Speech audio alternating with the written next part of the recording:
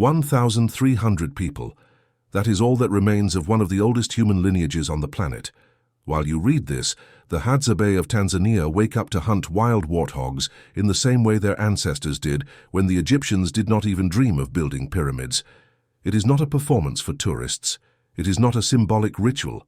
It is real survival, with real blood, in a land where a mistake means death. And the world does not even know they exist. If you are passionate about wild animals and real documentaries, do not. Leave this video. Watch until the end, subscribe to the channel now, and comment where you are watching from. The sun has not yet risen over Lake Eyasi when Gudo opens his eyes. There is no alarm clock. There is no cell phone vibrating on the bedside table. The body simply knows it is time. 40,000 years of genetic memory programmed this awakening to happen at the exact moment when the darkness begins to give way to the first shades of grey on the horizon. Gudo rises from his hut made of branches, leaves and dry grass, a structure that can be assembled in less than 2 hours, and abandoned the next day without any remorse. The Hadzabe do not attach themselves to places. They attach themselves only to what keeps life functioning. He observes the scenery around him. The Rift Valley stretches for kilometers in all directions, a savanna landscape dotted with twisted acacias and giant baobabs that seem to have been planted upside down by some distracted god. The temperature is still low, perhaps 15 degrees, and the night's humidity has left a thin layer of dew over everything. In a few hours, the thermometer will soar to over 35 degrees, transforming every movement into an exercise in endurance. The hunting window is narrow. It must be utilized. Gudo walks to where he keeps his tools, a bow made of mutateco wood, a local tree whose fiber is flexible enough to bend without breaking, but resistant enough to store energy like a compressed spring. Scientists who studied the Hadzabi measured the force required to fully pull this bow, 311 newtons. This is equivalent to approximately 70% of the body weight of an adult man. Imagine holding a 30-kilogram bag of cement with the fingers of one hand, maintaining a stable position while aiming at a moving target 30 meters away. This is what Gudo does every morning. The arrows are organized in a small leather container. There are 3 different types, each with a specific function. Arrows with wood tips hardened in fire are for birds and small animals. Arrows with forged metal tips, made from nails and old tools traded with neighboring tribes, work for smaller antelopes. But today, Gudo is looking for something else. He selects the poisoned arrows, those that carry a black and sticky substance just below the metallic tip. Today he is going after a wild warthog. Think about the situation for a moment. A 60-kilogram man, armed only with a piece of curved wood and some pointed sticks, is going to face an animal that can weigh 150 kilograms, run at 48 kilometers per hour, and possesses curved tusks capable of tearing flesh like butcher knives. The lower tusks of an adult warthog grow sharp as razors and can reach 15 centimeters in length. The upper ones, even more impressive, reach 60 centimeters in old males, curving upward like bone scimitars. A direct blow to the abdomen can eviscerate a human being in seconds. How does anyone even consider this possibility? The answer lies in the poison. The Hadzabe call panjuko, the substance extracted from the desert rose, a succulent plant with pink flowers that grows in a few places around Lake Eyasi. The manufacturing process is time-consuming and dangerous. First, the branches of the plant are cut and crushed until they form a moist pulp. Then, this pulp is squeezed to extract the milky juice that contains cardiac glycosides, chemical compounds that interfere with the functioning of the heart. The liquid is then boiled slowly in a clay pot until all the water evaporates, leaving behind a black and viscous residue like pitch. The Hadzabe have also developed an extraordinary relationship with a small grey-brown bird called the honey guide. When a hunter wants to find a beehive, he emits specific whistles or knocks on tree trunks with a particular rhythm. The bird, recognizing these signals, responds with its own call and begins to fly toward a beehive that it cannot open itself. The hunter follows the bird, sometimes for kilometers, until reaching the honey treasure hidden inside a baobab or acacia. After using smoke to calm the bees and harvesting the honey, The hunter leaves a piece of wax for the bird as payment. This partnership between humans and wild birds has existed for so long that both species have developed specific behaviors to facilitate it. No contract was signed, no law was written. Just 40,000 years of mutual cooperation created one of the most remarkable relationships between humans and wild animals on the planet. This residue is shaped into small balls that can be carried for weeks without losing potency. When it is time to hunt, the hunter moistens the substance with saliva, softens it between his fingers, and carefully applies it around the arrow tip just below the metal. The poison does not kill instantly. It acts on the animal's cardiovascular system, causing first weakness in the legs, then progressive lethargy, and finally total collapse. Depending on the size of the prey and the precision of the shot, this process can take from 20 minutes to several hours. Gudo knows another type of poison as well, extracted from a different plant called shanjo. This one is even more potent, but also rarer and harder to find. In recent years, with the Hadzabe territory shrinking more and more due to the invasion of herders and farmers from neighboring tribes, many of the plants traditionally used have become inaccessible. The area the Hadzabe occupied in the 50s was 3 times larger than the current one. Today, only a few tens of thousands of hectares remain, and even these are under constant threat. The hunting group forms silently. Besides Gudo, 3 more men join, including a teenager of approximately 14 years, who is learning the ancestral techniques. There is no departure ceremony, there is no motivational speech. The Hadzabe do not waste energy on unnecessary words. Communication happens through looks, subtle gestures, and a shared understanding that comes from decades of living, sleeping, and hunting together. They set off toward a known water point, where tracks in the mud indicate that warthogs have been visiting during the night. The dry season concentrates the animals around the few remaining water sources, making the hunt more predictable, but also more dangerous. Predators know this. Warthogs also know this. Every visit to the watering hole is a game of nerves, where any strange sound can mean the difference between quenching thirst and becoming a meal. The hunters move in a dispersed formation, maintaining enough distance to cover a wide area, but close enough to communicate with low whistles. The soil beneath their feet is a mixture of dry earth and loose stones that require constant attention. A false step, a broken branch at the wrong moment, and the entire hunt will be compromised. Over millennia, the Hadzabe have developed a way of walking that distributes body weight differently, allowing for almost silent movements even on difficult terrain. The teenager observes every move of the elders. He received no verbal instructions. No one sat with him to weigh. Explain the theory of hunting. Learning happens through observation and imitation, a method that worked perfectly for 400 centuries without the need for manuals or classrooms. When he makes a mistake, he will realize it by the looks of the others. When he gets it right, he will receive an almost imperceptible nod of approval. This is all the formal education a young Hadzabe needs. Why was this knowledge not lost as happened with so many other cultures around the world? The answer lies in the unique social structure of the Hadzabe. Unlike practically all other human societies, they did not develop hierarchies. There is no chief. There is no council of elders with decision-making power.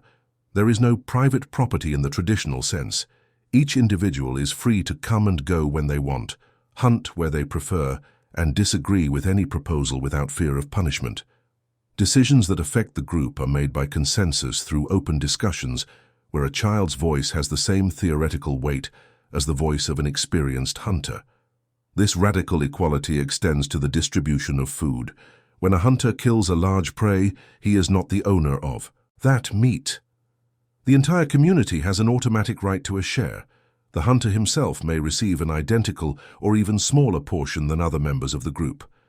This practice, which anthropologists call a gift economy, eliminates any advantage in accumulating more than what is necessary for immediate consumption. If you cannot store it, there is no sense in having more. If everyone receives equally, there is no incentive for destructive competition. The group arrives at the water point around 8 in the morning. The tracks are fresh, probably from the previous night. Deep footprints in the mud indicate heavy animals. The characteristic shape of the hooves, narrower than those of domestic pigs, confirms they are wild warthogs. The hunters position themselves at strategic points around the area, partially hidden by low vegetation, and begin the wait. Hunting is not just action. Hunting is mainly patience. The hours pass slowly. The sun rises in the sky, and the temperature increases steadily. The Hadzabi did not bring water with them.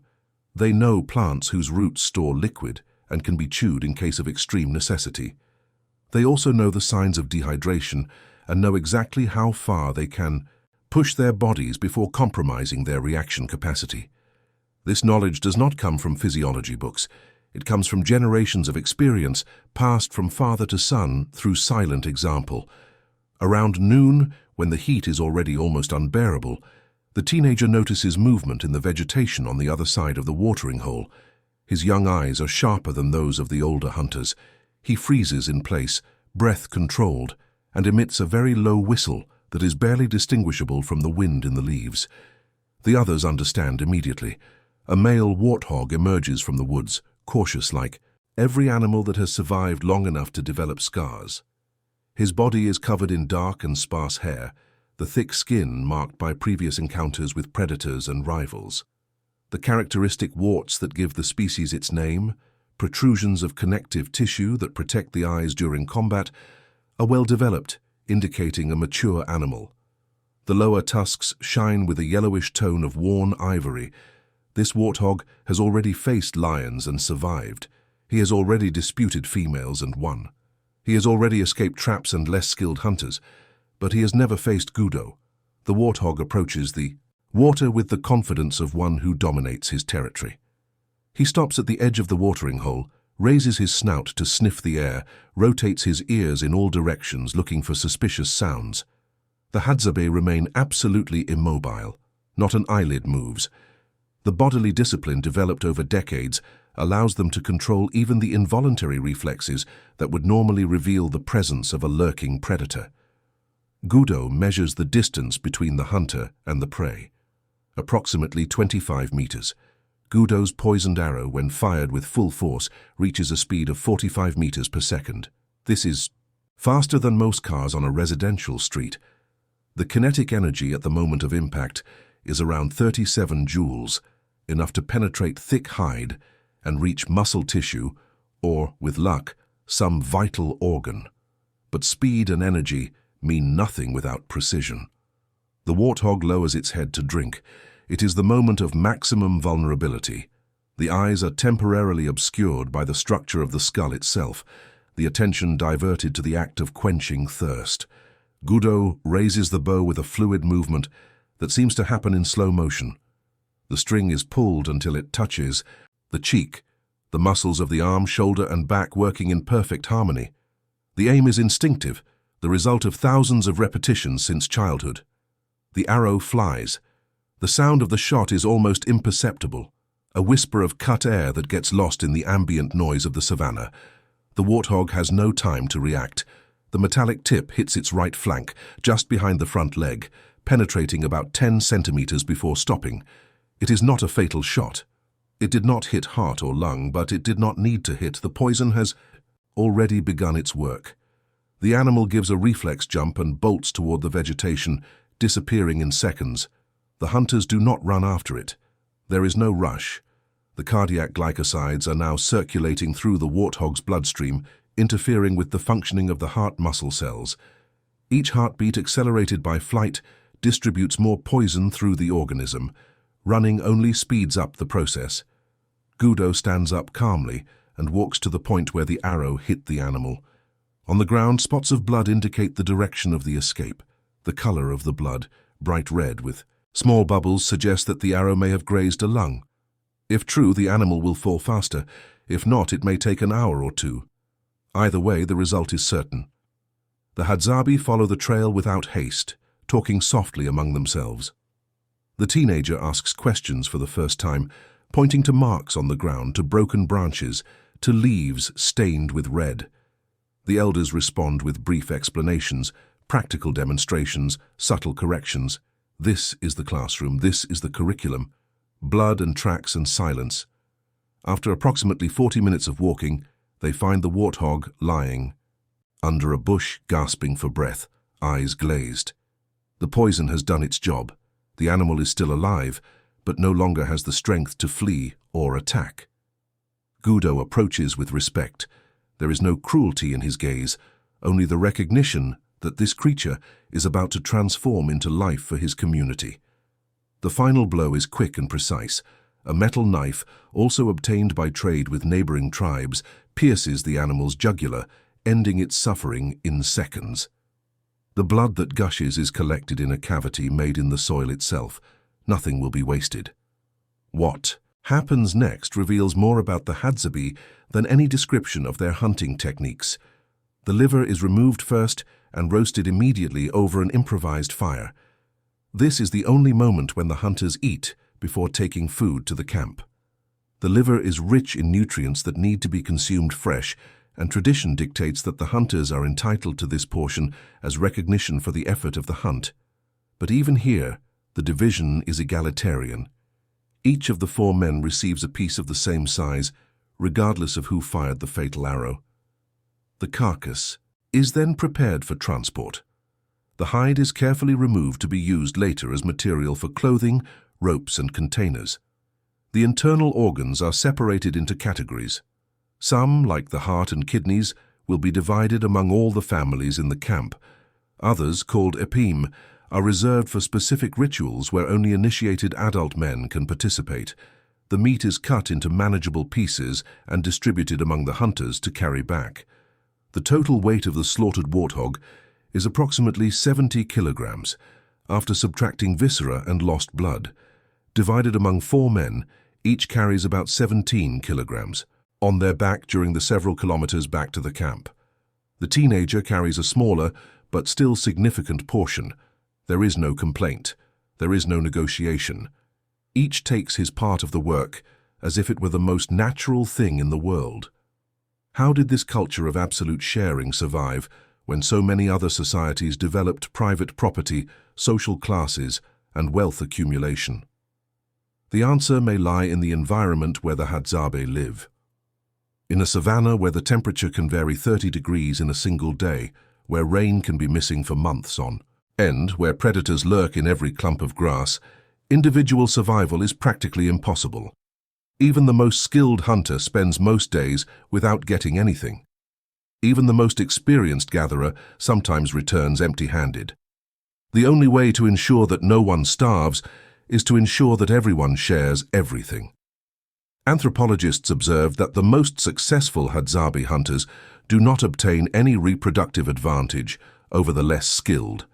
Having more children, accumulating more partners, or living longer is not correlated with the amount of meat a man brings to the group.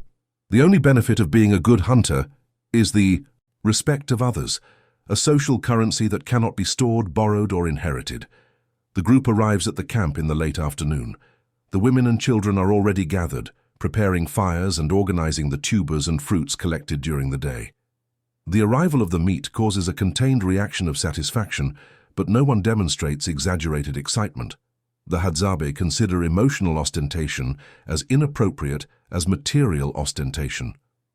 Joy exists, but it is expressed discreetly. The distribution begins immediately. Each family residing in the camp, approximately 10 nuclei formed by adults and their children, receives a portion of meat. The process is not supervised by any authority. The women simply approach, evaluate what is available, take what they consider fair, and move away to prepare their family's meal. If someone took more than they should, they would be the target of gossip, mockery, and eventual ostracism. This social pressure is as efficient as any written law. The children eat first, not because there is a formal rule determining this, but because in a society where everyone depends on each other, ensuring that the most vulnerable are fed is simply obvious. The elderly who can no longer hunt or gather receive portions identical to those of productive adults. No one is abandoned for having become less useful. The community carries its weakest members in the same way the strongest members carry the meat from the hunt. Consider the contrast with modern society. In cities where food overflows on supermarket shelves, millions of people sleep hungry because they do not have money to buy what they need. In countries where technology allows for producing more food than ever, children die of malnutrition while adults throw food in the trash. The Hadzabe, with their grass huts and their poisoned arrows, solved. A problem that the most advanced societies on the planet still have not managed to solve. Night falls over Lake Ayasi. The fires illuminate the faces of the Hadzabe as they talk, eat, and eventually sing songs whose lyrics were composed before any written language existed. The ritual of the Epimi will happen in a few nights when the moon is not visible in the sky. The men will wear ostrich feather headdresses and dance to the rhythm of rattles attached to their ankles, invoking the spirits of the ancestors while the women sing in response.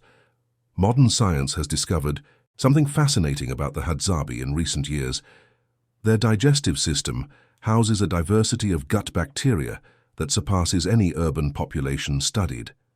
This rich microbiota, fed by the more than 100 grams of fiber they consume daily through tubers and wild fruits, may explain why the Hadzabi practically do not suffer from metabolic diseases that devastate the industrialized world. Obesity, type 2 diabetes, heart disease, irritable bowel syndrome. All of this is virtually unknown among people who live in the oldest way known to humanity. To put it in perspective, the average person in developed countries consumes about 15 grams of fiber per day. The Hadzabe consume 10 times more. This is equivalent to eating 50 bowls of breakfast cereal daily. This extraordinary amount of fiber feeds trillions of beneficial bacteria that, in exchange, produce essential compounds for the health of the gut and the entire body. When scientists compared the microbiome of the Hadzabe with that of urban Italians, they found differences so profound that they seemed to be looking at two different species. Even more intriguing is the seasonal variation. During the dry season, when the Hadzabe eat more game meat, certain bacteria practically disappear from their intestines. When the rainy season arrives and the diet changes to more fruits and honey, those same bacteria return as if they had never left. The Hadzabe microbiome is a living ecosystem that responds to the environment in the same way the savanna around it responds to the rains. Nothing is lost forever. Everything can be recovered if the right conditions are restored. Researchers from Stanford documented that when people from industrialized societies spend just 3 days eating like the Hadzabe, the diversity of their gut bacteria increases by up to 20%. The human microbiome, this ecosystem of trillions of organisms that live inside us, apparently remembers what it was like to be fed the right way. The bacteria we lost over 10,000 years of agriculture and industrialization have not disappeared completely. They are just waiting for the right conditions to return. But the Hadzabe do not have time to worry about microbiomes or bacterial diversity. Their concern is more immediate. Each year, their territory shrinks a little more. Herders of the Datoga tribe bring cattle to graze on the lands the Hadzabe used for hunting. Farmers of the Iraku tribe clear areas of forest to plant corn and beans. The Tanzanian government, despite having granted official rights over 57,000 acres of land in 2011, cannot stop the constant invasion. Young Hadzabe are being sent to schools where they learn Swahili, English and mathematics, but do not learn to identify warthog tracks or to prepare arrow poison. Tourists arrive in jeeps at 6 in the morning to watch staged hunts and traditional dances performed at convenient times. The money they pay rarely reaches the hands of the Hadzabe themselves, staying with tour operators and government officials. And along with the money, alcoholic beverages arrive that were never part of the traditional diet and that are causing serious addiction problems in some communities. 50 years from now, perhaps less, the Hadzabe, as Gudo knows them, may no longer exist. Their children may be working as tour guides or security guards in luxury hotels, built for visitors who want to experience wild Africa without the inconveniences of actually living in it. The Hadzane language, with its unique clicks that do not relate to any other known language on the planet, may survive only in recordings by researchers. The techniques of poison making, of tracking prey, of reading animal behavior may be lost forever. When the sun goes down over Lake Ayasi and the Hadzabe share the warthog meat around the fire, something happens that no technology can replicate. There is no hierarchy in the sharing. The hunter who killed the animal receives the same portion as the elder who stayed in the camp. The child eats before the warrior. 40,000 years of wisdom condensed into a simple gesture. No one eats alone while another goes hungry. Perhaps the true trophy of this hunt is not the warthog. It is the reminder that humanity once knew how to live in another way. That there was a time and there still is a place where a man's success is not measured by what he accumulates, but by what he shares. The Hadzabe do not hunt to get rich. They hunt so that everyone lives one more day. And tomorrow, before the sun rises, Gudo will wake up again, without an alarm clock, without guarantees, only with the certainty that as long as there is a Hadzabe with a bow in his hand, 40,000 years of history continue breathing.